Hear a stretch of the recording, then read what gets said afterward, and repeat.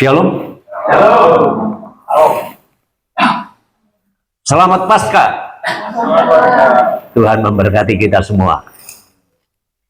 Hari ini kita sedang memperingati hari kebangkitan Tuhan Yesus dari kematian. Artinya bahwa kematian sudah dikalahkan. Yesus bangkit. Kematian tidak bisa menahannya. Artinya Tuhan Yesus menang. Dan justru kemenangan inilah yang harus menjadi sesuatu yang kita nikmati, saudaraku ya. Jadi kalau hari ini kita berada di tempat ini dan kita merayakan Paskah, ini sebenarnya kita sedang memproklamasikan kemenangan, ya, dan kemenangan itu pun juga bagi kita. Nah, itulah sebabnya pada kesempatan hari ini tema yang diangkat di dalam Paskah ini, ya, bersama dengan Allah. Aku bisa bersama dengan Allah. Aku dapat melakukan. Bisa. Nah, sekarang masalahnya kalau kita nggak paham, ada timbul pertanyaan, bisa apa? Ya kan? Atau saya sekarang bisa terbang?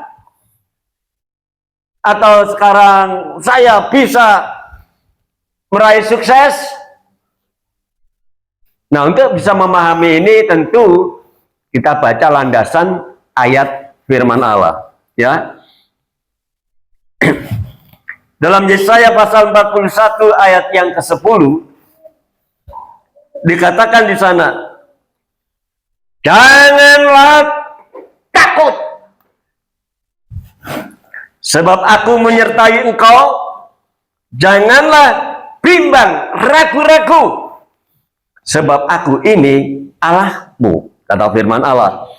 Dan aku akan meneguhkan, bahkan akan menolong engkau, dan aku akan memegang engkau dengan tangan kananku yang membawa kepada kemenangan. Haleluya. Saudara, makna dari kata bisa di sini artinya kita bisa mengatasi, bisa mengalahkan permasalahan kita. Ya, sebenarnya ayat ini diarahkan kepada bangsa Israel yang pada saat itu bangsa ini sedang terbelenggu dalam penjajahan di negeri Mesir. Mereka sudah berdaya dalam segala hal. Tetapi Allah berfirman, jangan takut, jangan bimbang. Aku adalah Allahmu. Ya, saudaraku. Tapi ayat ini juga bagi kita sekarang. Apalagi yang kita sedang memperingati kemenangan Tuhan. Kita jangan hanya sebagai tradisi saja setiap Paskah ibadah merayakan Paskah. Tapi mari kita hayati. Tadi dikatakan hanya di dalam Allah kami bisa. Ya. Nah, saudaraku, hidup ini tidak akan pernah luput dari namanya masalah. Siapa yang tidak punya masalah hari ini? Masalah kesehatan, ya, masalah pribadi, masalah keluarga, masalah keuangan. Mungkin kita bisa nutup-nutupi. Mungkin hari ini juga ada hubungan suami istri yang gak harmonis. Itu masalah. Dan kita tidak akan pernah luput dari yang namanya masalah.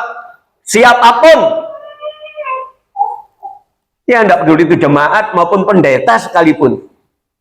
Dia juga bisa punya masalah. Ya. Tetapi firman Allah katakan, saudaraku ya, pertama, jangan takut. Ya.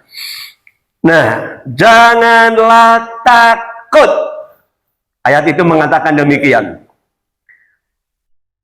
Saudara, kita tidak akan pernah luput dari rasa takut. Ya mungkin kita berani ngadepi setan. Tahu-tahu malam tidur didatangi perempuan cantik, ngelus-ngelus gini. Nggak taunya itu syaiton. Setan. Siapa yang punya pengalaman seperti itu? Loh, bisa aja loh. Ada orang lagi tidur nyenyak, tahu-tahu ada orang datang ngelus-ngelus dia. Halo, halo, kaget langsung dia lari. Bukan takut karena setan itu, karena apa? Setan itu sudah dikalahkan. Ya. Tapi saudara, mungkin kita takut sekali lagi dengan kondisi keberadaan kita, ya. Sekali lagi tentang ekonomi, tentang apa kita takut menghadapi masa depan. Ya. Besok kira-kira makan apa ya? Besok kira-kira keluarga saya jadi seperti apa ya? Loh, jangan dipikir loh. Orang itu kadang-kadang bisa mengalami seperti itu. Saudara, tahu-tahu ancaman itu datang. Dan kalau ancaman itu datang dan kalau kita merasa tidak sanggup, maka kita akan ketakutan. Saudara pernah melihat atau mendengar peristiwa tentang Saul kan? Saul itu raja orang Israel. Dia pandai berperang, ya. Dalam 1 Samuel pasal 17 ayat 23 sampai 24. Dia suka berperang dan selalu menang, musuhnya pasti kalah. Tapi satu saat ada seorang yang tinggi besar, tentara yang tinggi besar yang namanya Goliat. Nah, saudaraku, apa yang terjadi? Sedang ia berbicara dengan mereka, tampillah maju pendekar itu, namanya Goliat orang Filistin dari Gad. Dari barisan orang Filistin. Saudaraku, ini bukan sembarang orang, bukan seperti saya ini fisiknya. Kalau saudara melihat saya, nggak mungkin takut, saudara, ya kan? Siapa? Tariban yang datang. Si kurus kering itu. Ya kan? Yuk, kadang-kadang saya mikir, aku kok tambah kurus gitu ya. Kalau saya foto bareng bersama siapapun juga, ternyata saya ini yang paling kecil. Paling mungil. Jadi kalau saya datang menghampiri saudara, ingin melawan saudara, saudara pasti dia takut. Tapi Goliat ini orangnya tinggi besar, ya seorang raksasa. Dia datang menghampiri Saul, ya. Ia mengucapkan kata-kata yang tadi juga dan Daud juga mendengarnya. Ketika semua orang Israel melihat orang itu, ketika orang Israel pasukan yang suka berperang bersama-sama dengan Saul itu melihat Goliat ini, mereka lari daripadanya dengan sangat ketakutan. Takut kan? Jadi fisik kita, kekayaan kita, posisi kita, dia sebagai seorang raja bisa takut menghadapi yang namanya musuh, yaitu Goliat. Lari. Kenapa lari? Karena takut dibunuh. Ya, saudara, Tuhan Allah itu mengerti bahwa kita manusia ini rentan. Rentan itu paling gampang, paling sensitif sekali dengan rasa takut. Ya, hari-hari kita jangan sampai saudara dibayang-bayangi rasa takut ya. Tapi tidak nutup kemungkinan kita pun sebagai orang percaya seringkali ketakutan itu muncul. Namun bagi seorang yang percaya kepada Tuhan, kita seharusnya tidak takut menghadapi permasalahan. Kenapa?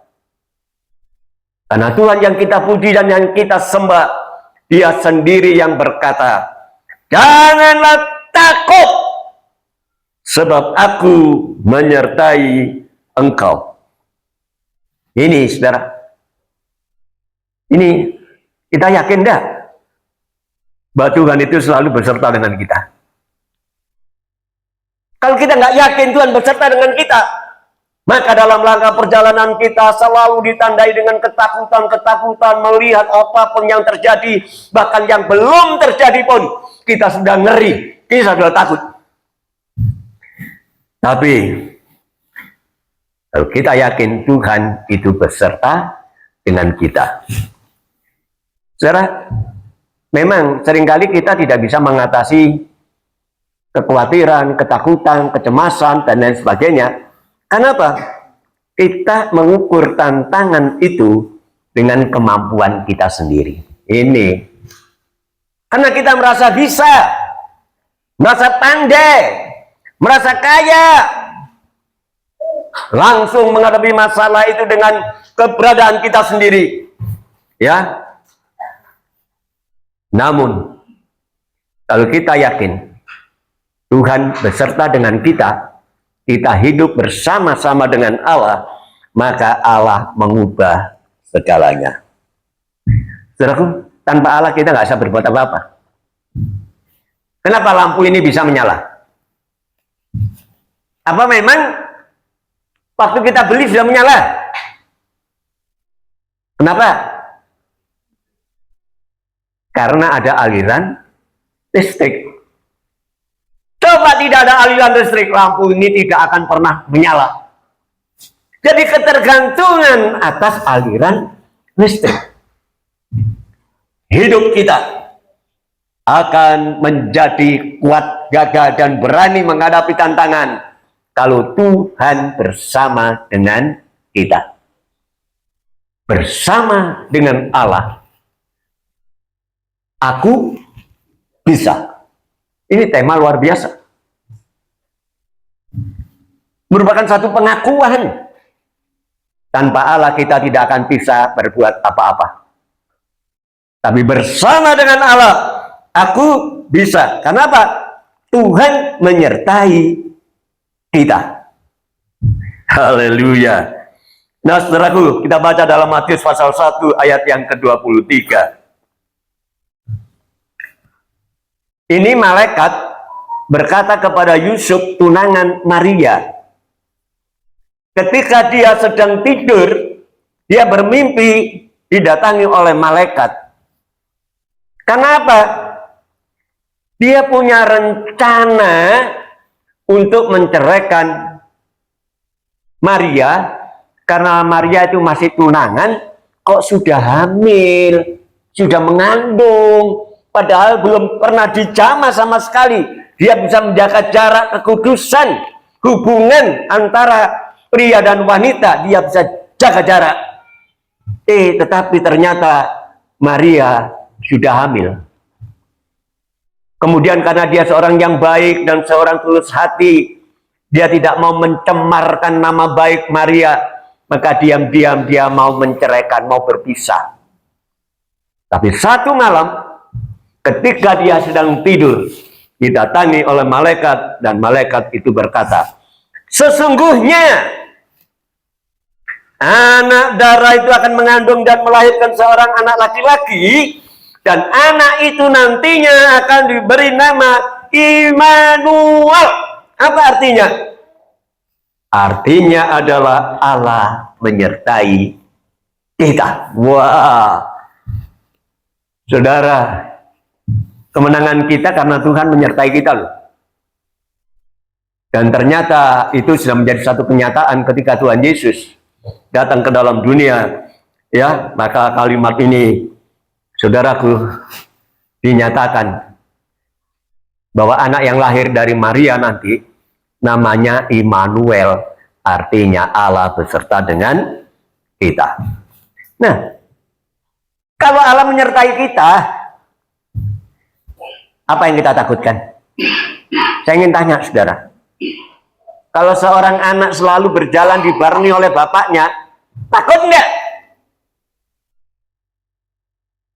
Nah, kalau kita sebagai anak-anak Allah, kemudian Allah selalu menyertai kita, aduh, tidak ada yang namanya rasa takut, ya. Di dalam Roma pasal 8 ayat yang ke-31 dikatakan di sana. Sebab itu, apa yang akan kita katakan sekarang tentang semuanya itu? Jika Allah selalu di pihak kita, jika Allah selalu menyertai kita, siapa yang dapat melawan kita? Ayo. Saudara, ini kebanggaan kita sebenarnya. Kalau Tuhan beserta dengan kita, tidak akan bisa melawan seorang pun yang melawan kita. Ya, jadi kalau kita melangkah berjalan bersama Tuhan, dimanapun kita ada, di kota besar, di kota kecil, di tempat ramai, di tempat sunyi sekalipun, kalau kita yakin Tuhan beserta dengan kita, nggak ada yang ditakutkan. Amin. Tapi Tuhan berkata, jangan takut, karena aku menyertai kamu. Dan yang kedua dikatakan, jangan bimbang. Bimbang ini artinya ragu-ragu, nggak punya kepastian, ya. Dan kebimbangan ini munculnya di dalam hati. Bimbang, ragu-ragu, nggak pasti. Gimana ya kira-kira? Kalau aku nanti pindah di sana, bisa hidup enak enggak ya? Saudara, kenapa? Bimbang. Dia merasa tidak punya kepastian, ya. Apakah aku mampu nanti menyelesaikan itu, ya? Dan yang paling fatal kebimbangan mengatakan, apakah Tuhan sanggup menolong kita? Ayo. Saudara, mungkin saudara pernah berpikir begitu. Apakah kira-kira Tuhan sanggup ya menolong saya? Tidak ada satu pun yang tidak bisa dikerjakan oleh Allah untuk menolong kita. Kalau kita tidak bimbang, kalau kita tidak ragu-ragu, tapi kalau kita penuh dengan kepastian, ya, jangan bimbang, sebab aku ini adalah Allahmu. Saudara, Tuhan Yesus menyatakan diri, aku ini Allahmu. Jangan ragu-ragu. Bersama dengan aku, kamu pasti bisa. Ya, aku Allahmu. Ini merupakan satu janji dari Allah. Bahwa Allah selalu menyatakan diri kepada manusia itu sebagai pribadi yang tidak terkalahkan, yaitu Allah. Saudara, kalau kita punya algojo, ya, selalu mendampingi kita, kira-kira kita takut enggak? Enggak takut, saudara. Ya, kita pasti menang. Dia bukan sekadar pribadi yang mengatakan diri sebagai Allah, tapi justru mengatakan, aku adalah Allahmu. Katamu itu berarti menjadi milik. Ya, ini mikrofon ini milikmu. Berarti milik siapa? Milik saudara. Aku adalah Allahmu, kata Tuhan. Jika Allah di pihak kita, siapa lawan kita? Gak ada, saudaraku ya. Baik, Filipi pasal 4 ayat yang ke-13. Di situ dikatakan, sebab segala perkara dapat kutanggung. Segala perkara yang ringan, yang berat, yang kecil, yang besar, dapat kutanggung bukan karena kemampuan dan kekuatan kita, tetapi di dalam Dia yang memberikan kekuatan kepadaku. Ini firman Allah memberikan satu tekanan-tekanan yang meyakinkan dalam hidup kita. Seringkali anak Tuhan tidak bisa melakukan tindakan seperti ini. Hidupnya selalu ditandai dengan kecemasan, kekhawatiran, kebimbangan, ya. Tapi kalau kita yakin bahwa Allah yang memberikan kekuatan dalam perjalanan hidup kita. Oh, kita aman-aman saja. Ya, nggak ada wajah merenggut itu, nggak ada. Ya, coba seringkali suami merengut karena menghadapi istri. Sebaliknya istri juga merengut menghadapi suami. Hei, coba. Itu satu bukti bahwa Allah tidak beserta dengan saudara. Tetapi kalau Allah beserta dengan kita, yang ada adalah sukacita. Kenapa? Tuhan melangkah bersama-sama dengan kita. Kita tidak jalan sendiri. Tak jalan sendiri, Tuhan besertaku. Di senang dan susah, Tuhan besertaku. Cinta yang heran masuk di hatiku. Tak jalan sendiri, Tuhan besertaku. Saudara yakin Tuhan beserta dengan saudara? Oh, saudara, tidak akan ada masalah yang tidak bisa diatasi. Bukan berarti hidup itu tidak ada masalah. Selagi kita ada di dalam dunia, masalah itu pasti ada. Tetapi kalau Tuhan beserta dengan kita, tidak ada seorang pun yang bisa melawan kita. Amin. Ya, bersama Allah, aku bisa.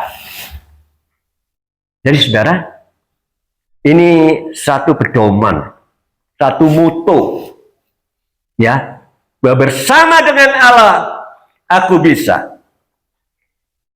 Dan ini statement ini, pernyataan ini, bersama dengan Allah aku bisa, bukan berarti kita kuat. Bukan, kita tetap manusia yang penuh dengan kekurangan, ya. Kenapa kita berani berkata, aku bisa? Karena hidup kita ada hubungan dengan Allah. Ayo, bukti ada hubungan dengan Allah gimana caranya? Selalu berdoa, ya kan? Kalau tidak ada hubungan berarti tidak ada komunikasi. Rajin beribadah, ya. Bayangkan. Sekali lagi saya bersyukur kepada Tuhan, jemaat di sini ini rata-rata adalah jemaat yang setia, ya. Karena diawali rata-rata dari sekolah minggu semua, terus berjalan sampai sekarang, sehingga walaupun tempatnya itu jauh sekalipun dan di sekeliling banyak gereja-gereja yang besar, ini gereja besar ini persaingan loh, ya. Tapi mereka masih sempat datang di gereja yang kecil, ya, di GSCPDI Bethesda. Ini satu hal yang sangat luar biasa. Kemarin saya mendapatkan kesaksian dari seseorang bahwa dia ngomel, masuk ke gereja, semua pegang HP, ya, gini semua. Kenapa? Terlalu banyak jumlahnya, ribuan yang ibadah, makanya nggak terkontrol. Tapi kalau gereja kecil, siapa yang ngomong kelihatan dari mimbar ini, ayo.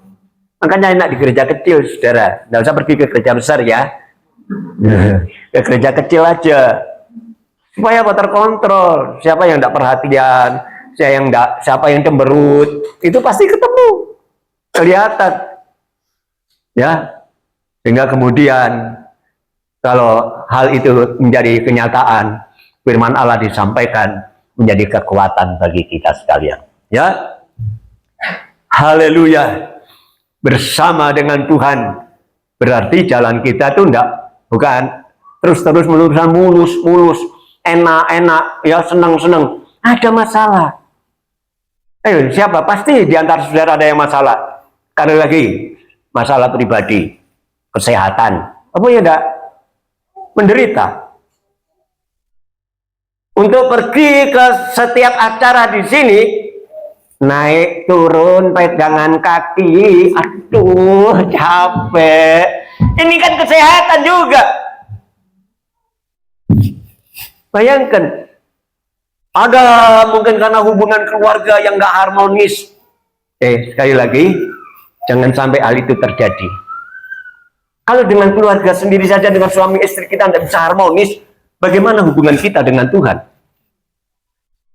Karena ketidakharmonisan itu menggambarkan hubungan kita dengan Tuhan. Sebab itu selesaikan semua masalah. Nggak ada yang tidak bisa diselesaikan. Karena bersama dengan Allah, aku bisa. Haleluya. Ya, manusia yang terbatas ternyata bisa bersama-sama dengan sosok yang tidak terbatas, yaitu Allah. Manusia terbatas kemampuannya, pikirannya terbatas. Tapi kalau kita bersama dengan Allah, saudaraku ya, maka kita sanggup menghadapi segala tantangan. Ya. Nah, kita sadar sekali lagi, bahwa kalau kita bisa mengatasi segala sesuatu itu bukan karena kekuatan kita, bukan karena kemampuan kita, bukan karena kepintaran kita. Sekali lagi, karena kita punya kontak, punya hubungan dengan yang maha kuasa, yang sanggup menolong kita, yaitu Allah. Banyak orang Kristen kadang-kadang tidak punya komunikasi dengan Allah. Ya, sedikit-sedikit langsung merenung, sedikit-sedikit langsung marah, sedikit-sedikit langsung sedih. Kenapa? Hubungan dengan Allah nggak ada. Tapi mari hari ini supaya tema ini menjadi tidak hanya sekedar tema hiasan, tapi harus menjadi bagian dalam kehidupan kita. Bersama dengan Allah, aku bisa. Sekali lagi, kebisaan itu bukan karena kekuatan kita, karena kita mengandalkan Allah. Haleluya. Kita baca dalam 1 Samuel pasal 17 ayat 33 sampai 36, cerita tentang Daud, ya. Ketika Saul ketakutan mendengar suara Goliat,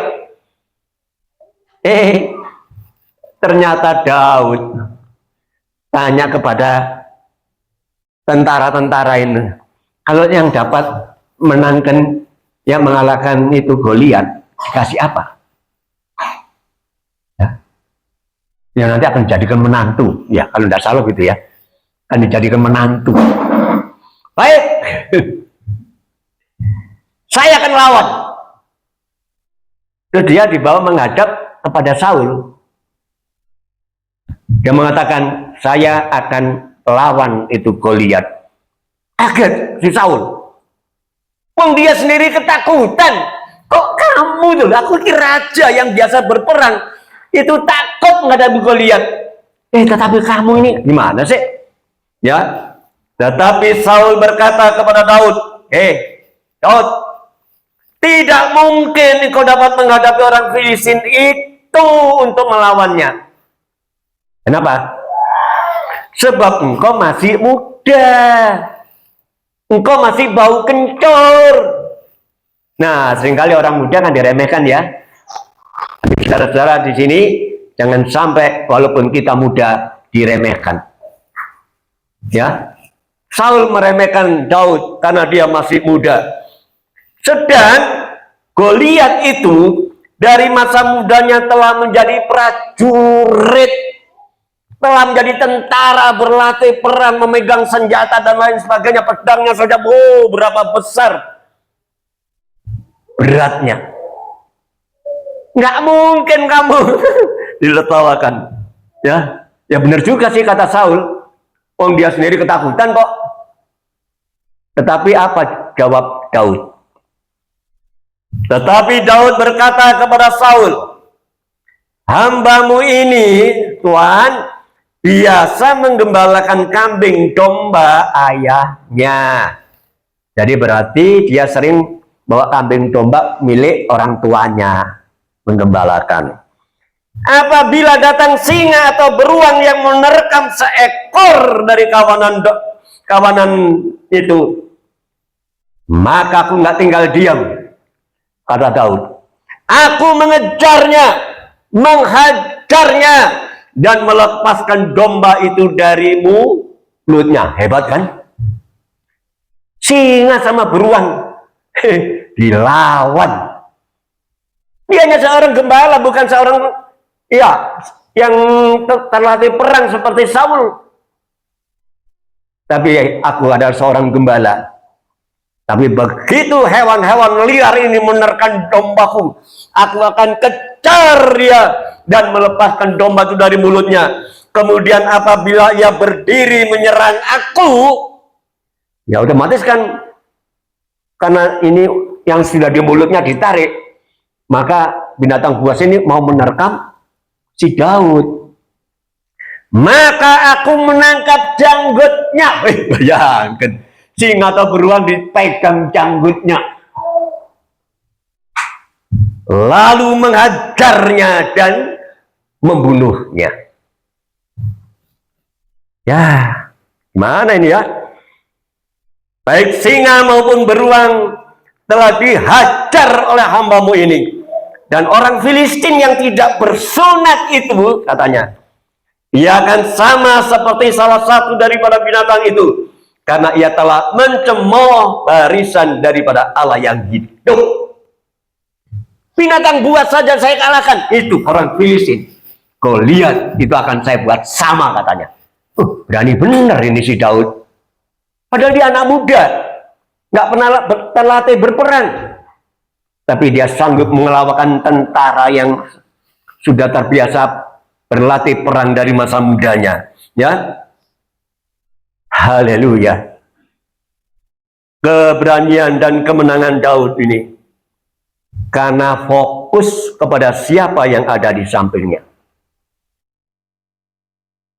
Ya, karena Tuhan pernah menolong saya untuk melepaskan saya dari mulut binatang buas, maka orang Filistin itu pun akan saya buat sama. Wih, nekat. Dan benar, saudara. Kalau kita baca selanjutnya ceritanya, dia tidak menggunakan pedang untuk perang, tapi cuma mengambil batu dari kali. Tiga batu diputar-putar, tur, dilepas dan langsung persis di dahi. Kalau saudara kena batu dahi, pasti mentol kan? Ayo, saudara, mau tak lempar? Mentol, cukup mentol. Tapi ini enggak. Masuk ke dahinya dan masuk ke dalam kepalanya, menembus otaknya. Heran kan? Padahal hanya dengan pengali-ali. Ya, pengali-ali itu kayak selendang yang dilipat jadi dua, terus dikasih batu-batu dimasukkan, diputar, terus satu, ya ujungnya itu dilepaskan. Karena dilepas, pasti batunya meloncat. Kalau kita nggak mungkin bisa kan? Ayo coba praktekkan nanti di rumah ya. Bikin pengali-ali, selendang diputar-putar, dikasih batu. Ayo, istri-istri coba ya, di hadapan suami, putar. Kira-kira bisa melesat masuk di dahi atau enggak? Tapi ini aneh Daud. Lempar, masuk di dahinya. Dan kemudian Goliat terjungkal. Didatangi oleh Daud, pedangnya diambil, potong kepalanya. Habis riwayatnya. Dia punya keberanian. Karena bukan mengandalkan kekuatannya sendiri. Engkau datang dengan tombak dan lembing, tetapi aku datang dengan nama Tuhan. Lempar batu, ya, sampai mati. Jadi saudara, dalam pelayanan, dalam pengalaman hidup kita di dunia ini, mungkin kita juga, ya, kemudian diberikan seribu macam alasan untuk kita bisa takut. Ketakutan. Mungkin hari ini saudara punya duit, takut ya. Besok ya apa ini ya? Terus besok anakku makan apa? Lain-lain sebagainya. Takut. Tapi hari ini tema kita, menjadi kekuatan bagi kita.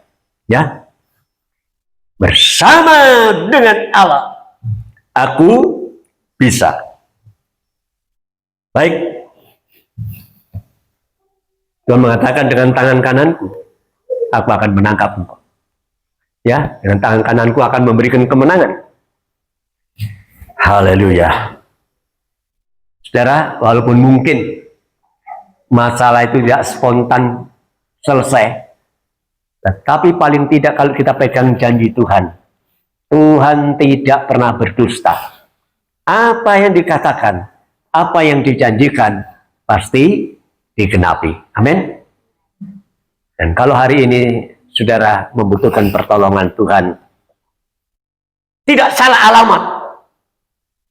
Kalau hari ini kita mengandalkan Tuhan. Mungkin saudara datang pada awal acara ini dengan satu kegelisahan, dengan satu kesedihan, dengan satu permasalahan. Saya yakin kalau saudara mengandalkan Tuhan, karena yakin Tuhan sanggup menolong kita, kita pulang dengan damai sejahtera. Amin. Iya. Tuhan memberkati kita semua.